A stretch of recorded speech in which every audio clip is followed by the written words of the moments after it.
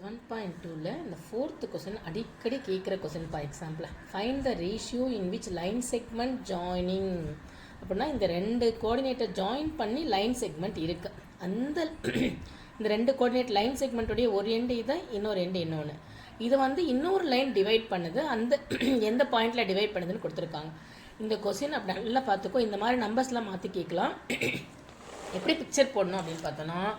line segment joining இந்த ஏன்ற coordinate வந்து இந்த ஏபி இந்த 3,10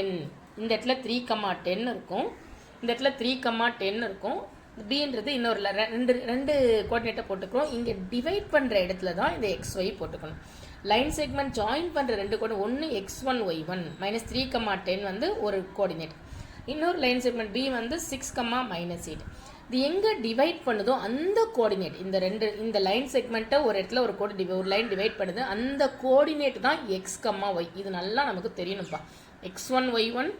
X2 Y2 எங்கே டிவைட் பண்ணுதோ அந்த பர்டிகுலர் கோஆர்டினேட் X,Y இப்போ ரேஷியோ வந்து M1, M2 அப்படின்னு வச்சுக்கணும் இதுக்கான ஃபார்முலா கொடுக்காங்க இல்லையா செக்ஷன் ஃபார்முலான்னு பேர் அதுக்கு இந்த எக்ஸுக்கு என்ன ஃபார்முலா எக்ஸுக்கு ஒரு ஃபார்முலா ஒய்க்கு ஒரு ஃபார்முலா அது ரெண்டுத்தையும் கமான்னு போட்டுக்கோ எக்ஸுக்கு இந்த எக்ஸு தான் M1 X2 + M2 X1 divided by M1 + M2 இந்த ஒய்க்கு நம்ம என்ன ஃபார்முலா போடுவோம் M1 Y2 + M2 Y1 divided by M1 + M2 இந்த மாதிரி ஃபைண்ட் த ரேஷியோலாம் கேட்டால் நம்ம ஏதாவது ஒரு ஃபார்முலா மட்டும் சப்ஸ்டியூட் பண்ணால் போதும்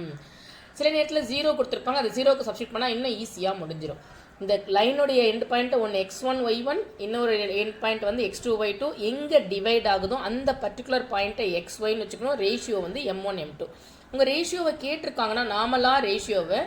K:1 வச்சுக்கணும் இல்லைனா இவங்க M1 M2 கொடுத்துருப்பாங்க ரேஷியோ அதில் ஒரு ரேஷியோ M1 வச்சுக்கணும் இன்னொரு ரேஷியோ M2ன்னு வச்சுக்கணும்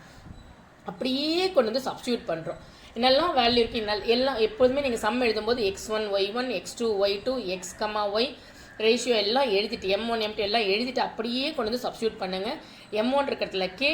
X2 இருக்கிறதுல 6 M2 இருக்கிறதுல 1 X1 இருக்கிறதுல -3 டிவைட் பை K+1 = -1 இப்போ என்ன ஆகும் அப்படின்னு பார்த்தோன்னா இது அப்படியே இங்கே போயிடும் இங்கே போச்சுன்னா நமக்கு என்னவாகும் மல்டிப்ளை ஆகும் இப்படி மல்டிப்ளை ஆகும்போது நமக்கு -1ஆல் மல்டிப்ளை பண்ணுறோம் அப்படின்னா -K × -1 இப்போ 6K ப்ளஸ் இந்த -K இங்கே வந்தால் +K இந்த -3 இங்கே போச்சுன்னா +3 7K = 2ன்னு கிடைச்சிடும் இப்போ K = 2/7 இப்போ இந்த ரேஷியோ அப்படியே நம்ம 2:7ன்னு எழுதிக்கலாம் ஏன் அப்படின்னா